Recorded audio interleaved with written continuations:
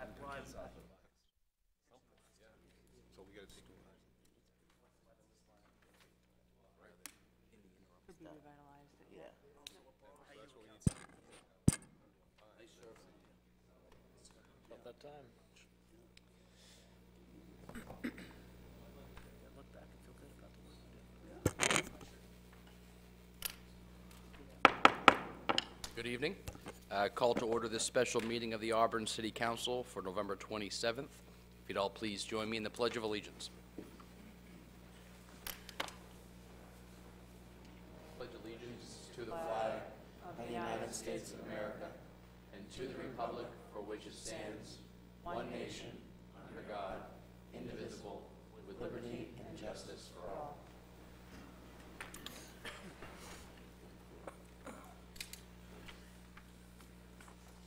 First item is a consent item. I would entertain a motion. So moved. Second. Motion from Councilor Titus, second from Councilor Walker. Those in favor of the consent item? Those opposed? Carries 7-0. New business. This was workshopped at the last meeting with respect to a contract for a hockey team at Norway Savings Bank Arena. At this point, I'll turn the floor over to the manager for any necessary introduction of this topic and council questions. Thank you, Mr. Mayor, members of the council. This was workshopped at the last convening of the council, and it's a very exciting opportunity for the city and I think for this team as well to have a hockey team at the Norway Savings Bank Arena.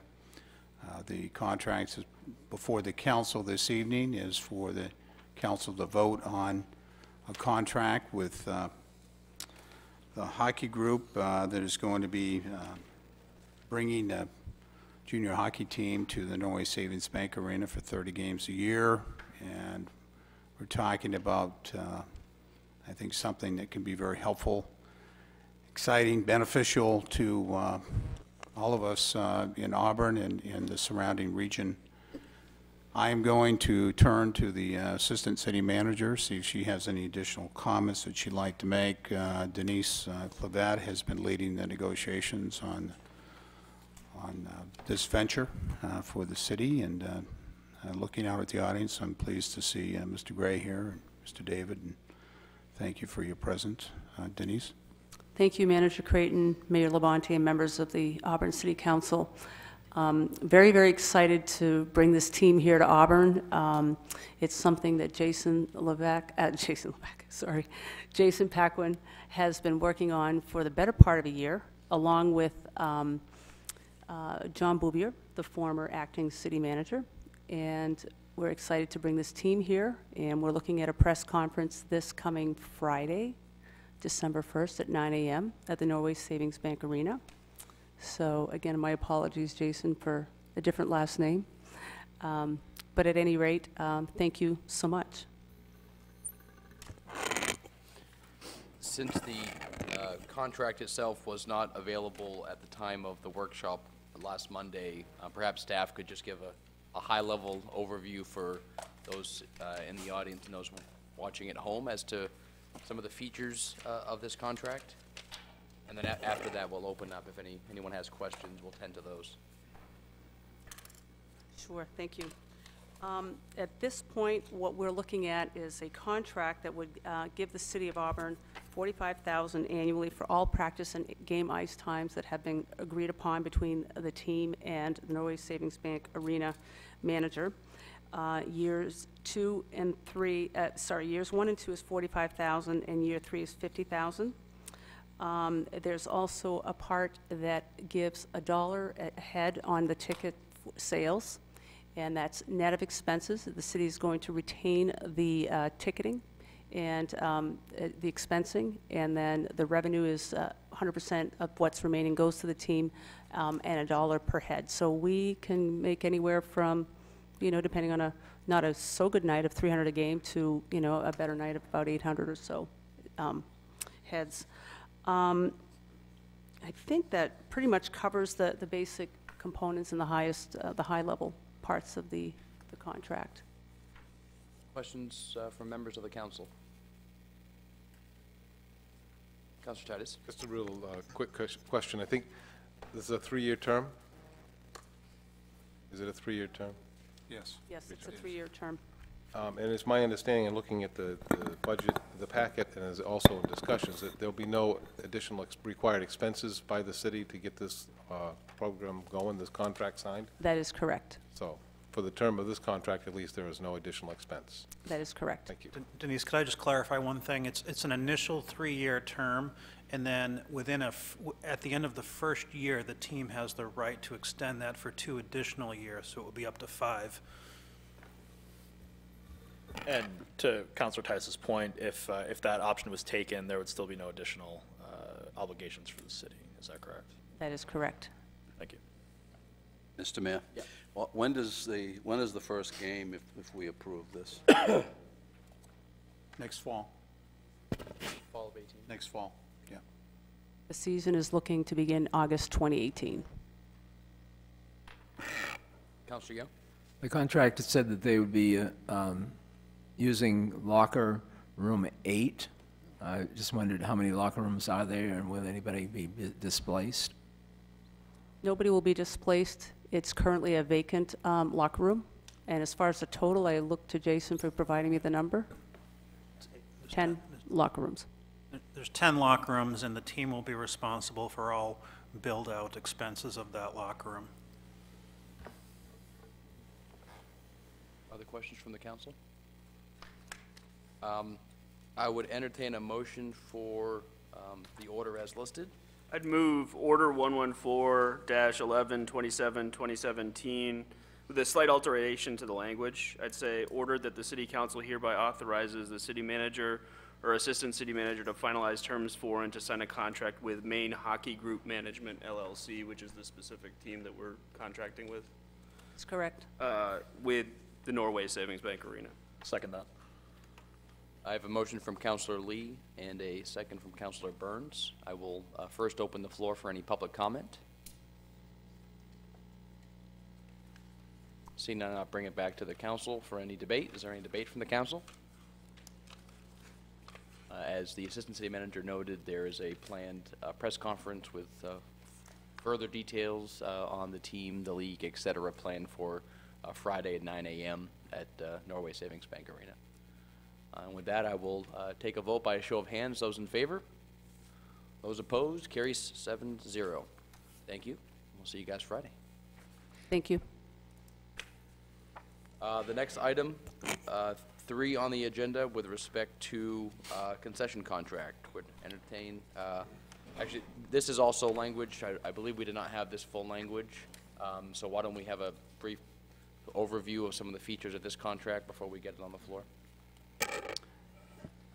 Okay, the contract here is with Mike Violet, and he'll be operating upper level pizza and grill.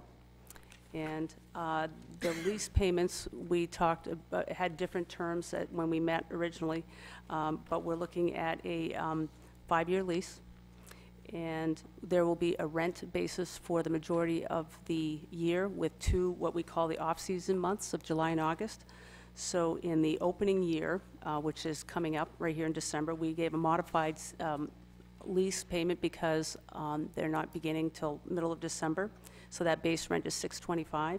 Once it gets into 2018, it'll be $1,500 a month, with the exceptions of July and August, which we call a non-peak or off-season, and that'll be $750. And then beginning in July 2018, it will be, in July, 20 to 23 goes up to $1,750 for peak season and $1,000 for off-peak. At this point, all of the equipment is in there. He will be purchasing on his own, at his own expense, an additional stove, I believe. And there is a provision made for retaining some funds based on a percentage of sales of tickets that the city will give him. And that's $250, and it varies from year to year, starting with 50% of the rink seats sold will be he will contribute $250 toward the team, and 65% for July 2019 to June 30 of 2020, and the last 3 years of 80% tickets sold. I believe that covers most of everything, and Michael, is there anything you wanted to add to that? It's 5 years. Just the issue of the tavern is, again, separate from this contract. However, if the city does not enter a tavern sublease agreement by the end of June, then this concessionaire would have a right of first refusal to enter into that agreement for the summer, in the summer, excuse me. Any questions on the contract, Counselor? Clarify, that right of first refusal does not begin until the beginning of June? July 1st, I believe it is. Okay. And staff is presently working to fill that tavern? That is correct. We are having conversations with a couple of businesses, and if that doesn't happen, our next steps is to do a separate RFP for tavern, and if that doesn't work, then we will proceed at that level. Just keep in mind at this point that Michael is prepared, Michael Violet, there are a lot of Michaels here, is prepared to serve beer and wine, so there is actually this availability of liquor in his restaurant. Other questions from members of the council? I will entertain a motion for the order.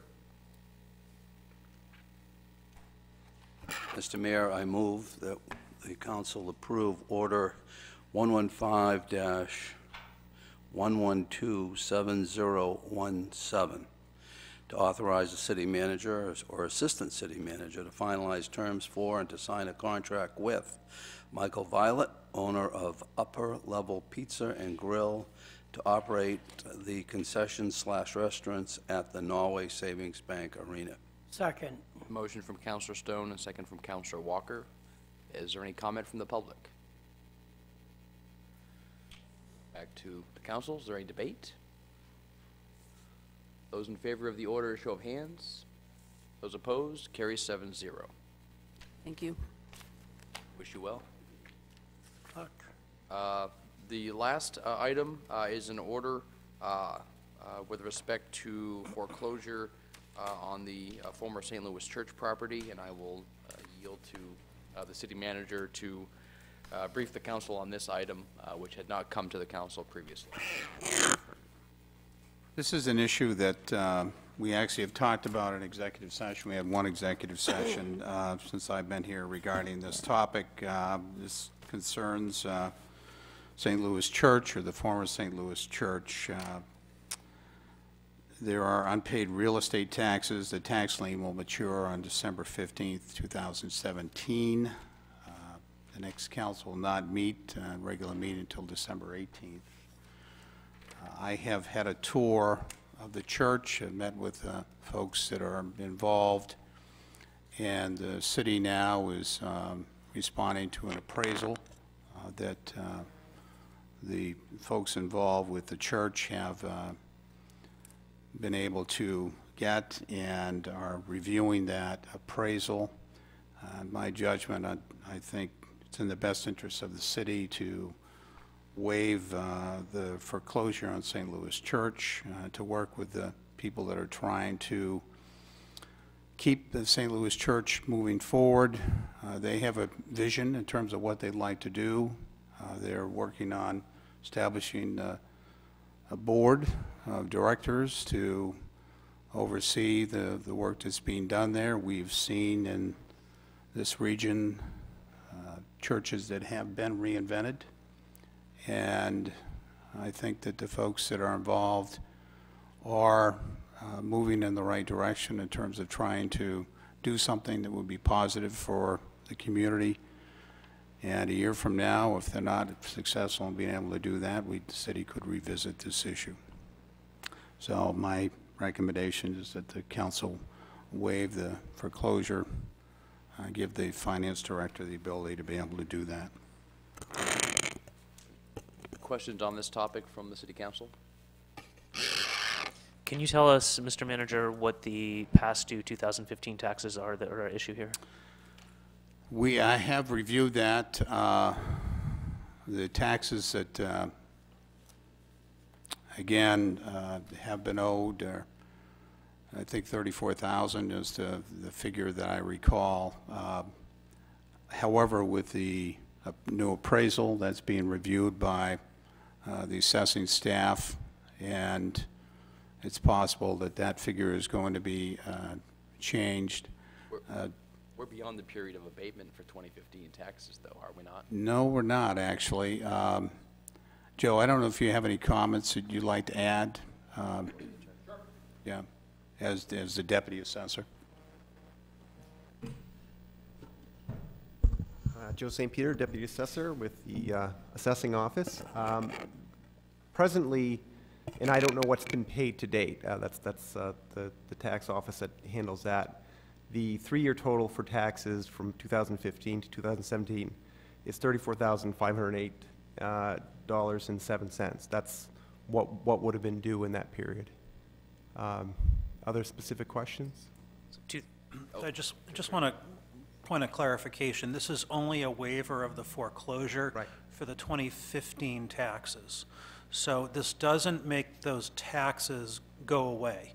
All it does is it prevents the city from automatically acquiring title to the property based on 2015 alone. It doesn't waive the 2015 taxes. I think the 2015 taxes are about 16,000, is that right, Joe? 16,830. And the 2015 taxes are final. They did go through a hearing before the Board of Assessment Review last fall. Those amounts are final.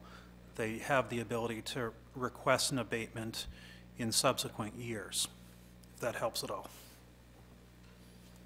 Other council questions? Floor is open. Go ahead. What, do we have any idea what the maintenance costs or the carrying costs of the property would be for the city on an annual basis if it were to foreclose on the property? I don't have an answer for you on that. I know there's some folks here that are involved with trying to do something with the St. Louis Church. They could probably answer the question better than I can. During my tour of the St. Louis Church, it's clear to me that there are a lot of issues there having to do with maintenance and the physical plan itself in terms of the boiler system and so forth. So they have taken on quite an undertaking in terms of trying to revitalize that church and do something with it that's positive for the community. I can't give you an exact figure. Other council questions? Councilor Burns? What's the current structure of the organization that owns title to this building? They have decided to establish a 501c3, which was a good change. That was a recommendation came from the former acting city manager, John Boubier, in his work with them. And I think they're moving towards, as I said, forming a board of directors to work with them. So what is the current structure? LC3? It is an LC3. And I see some folks in the audience. I don't know if there's someone that would like to speak to represent the group.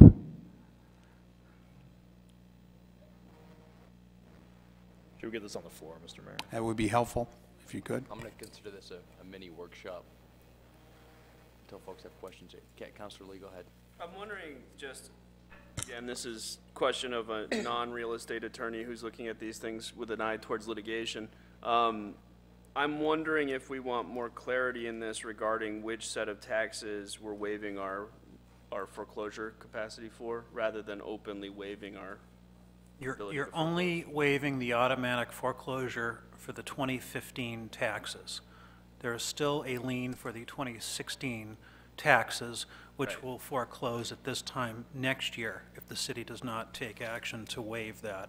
So you'll get another bite at the apple Right. this time I get next that. year. I'm wondering Yeah. about our order as well as the document, which doesn't clarify that that's with respect to the 2015 taxes. Should we amend those documents in some fashion to indicate that this is only as to the 2015 taxes? No, because it references the lien that was filed June 15, 2016, and was recorded at that Got date. it. That's the 2016 lien. That's that specific waiver with respect to the Correct. 2015 taxes. Thank you. Could, Hi, I'm Donna LeBrun with Pilotage and Technicon. yeah, if you could maybe just clarify sort of what the ownership structure was at the time of purchase and then what you're transitioning to would be At great. the initial time of purchase, it was Pilotage, and they were an LC3, which is a benefit corp. It's a it's no profit, low profit, which is a fairly new kind of entity, not necessarily really widely understood or known here in Maine. But the intent was that hopefully we didn't want to go out and start being a nonprofit, and we wanted to be able to show that, yes, we want to be able to pay taxes and be a good citizen in Auburn. Things didn't initially work out that way, and so the idea was brought up, and we did form a nonprofit 501c3. And the building was turned over to the nonprofit. To Councilor Pross's question, could you maybe speak to what you've been looking at for expenses to keep the building as the shell it sits now? I know you had at least one winter where you did. Well, some in the heat. past, we have heated it pretty minimally, just to stop pipes from freezing and whatnot. And so I know we had done some weatherproofing in certain areas to try to help reduce some of the cold weather seeping in. We're sort of like at a crossroads as to what we're going to do with the boiler this year.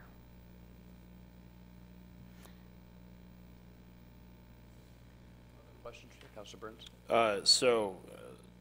Does your organization have any sort of fiscal sponsorship or mentor organization? It's been really difficult. You know, we've been doing it out of our own pockets up until this point. And part of the issue now is this whole tax situation. And, you know, we're trying to figure out what's going to be the best thing to do.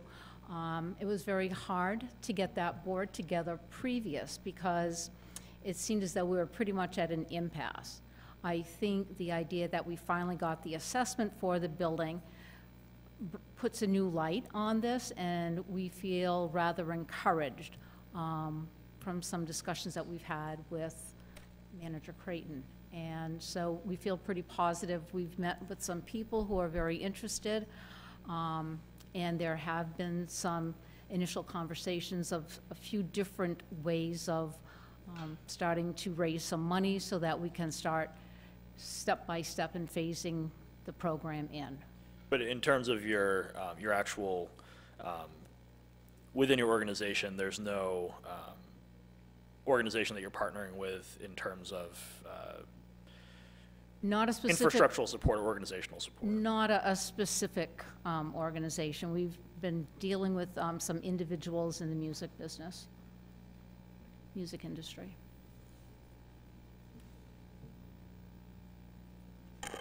Thank you. Thank you, Donna.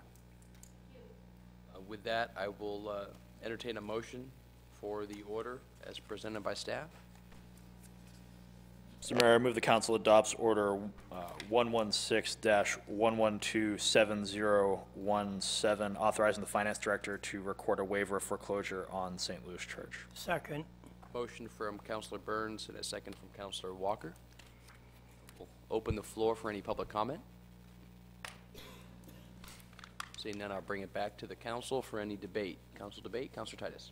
Yeah, I just wanted to make the point that I'm in favor of this motion, but that I want to see going forward regular progress reports on what's going on, the interaction between this organization and the city, what they're trying to do, what they're not able to do, and the reasons for it. Because I just want to make sure that we're not standing in their way, and also just to get a better idea of what we would like to see that building used for as a community building. So, thank Thank you, Mr. Mayor. I would echo Councilor Titus. I think this is the best option for the city at the present date. It's been gratifying to see, even as far back as when temporary manager Boobier was here, being actively involved in working with the folks over there to try to, just kind of point things in a more sustainable direction.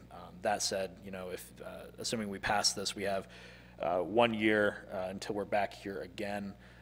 I would encourage the future council and city staff to the extent that we haven't already, I know this is already something that we've been thinking hard about, but to think hard about where we're going to be next year, how we're going to make sure between now and then this organization is successful, and if they are not able to be sustainable, what the city's plan is moving forward, and having a clear set of contingency plans as we move ahead.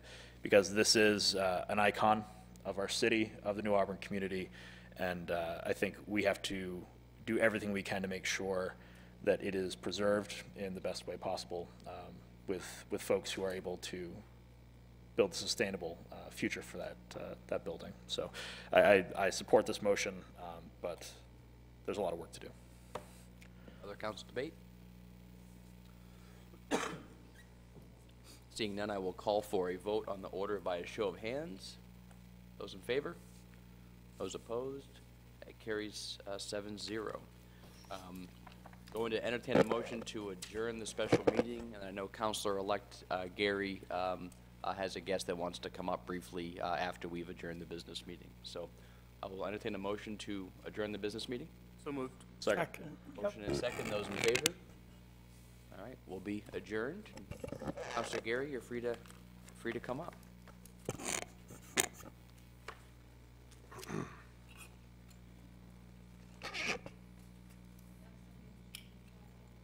Okay.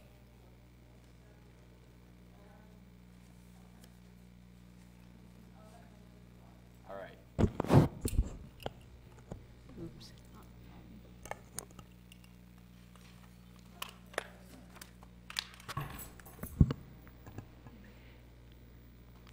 Good evening, councilors and Mr. Mayor. My name is Belinda Gary. I'm an Auburn resident, and I'm here this evening with Diane St. Pierre. She lives over to the Esplanade. The mayor, he recognizes many Auburn residents and people when they do good things, and when they do things within their community. Rarely do you hear good things that our mayor has done and the kindnesses that he shows anyone, and especially Auburn residents. And that is why we're here tonight. We have a few things that we'd like to give the mayor, and I'm going to let Diane say a few words. Okay.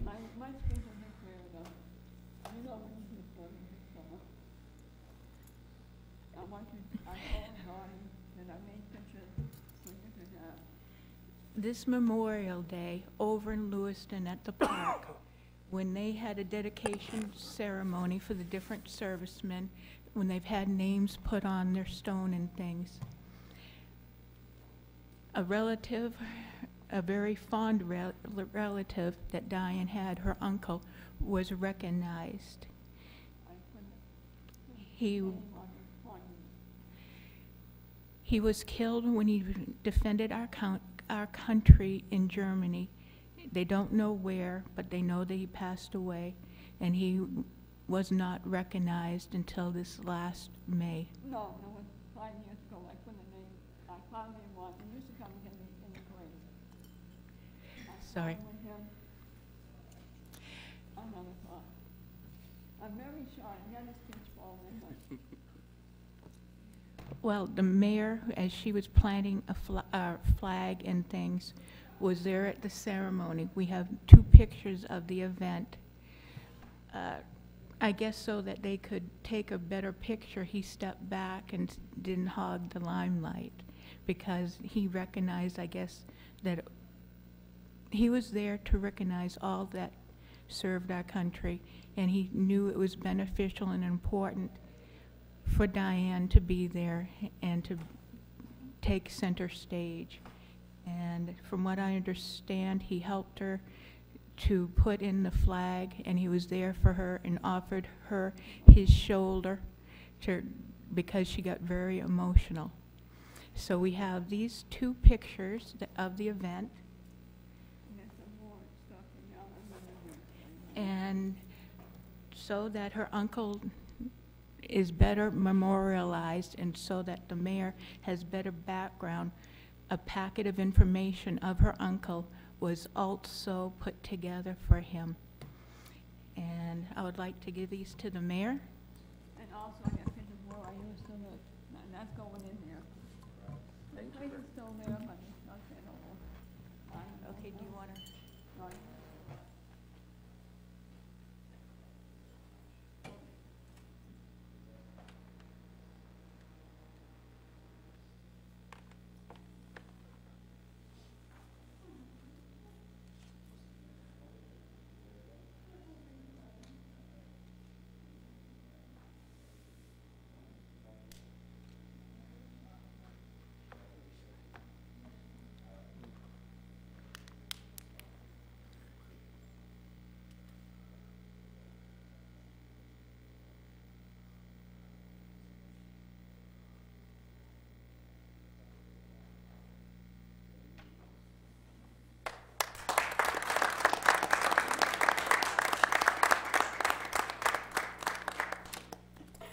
All right, we're adjourned, folks. See some of you next Monday.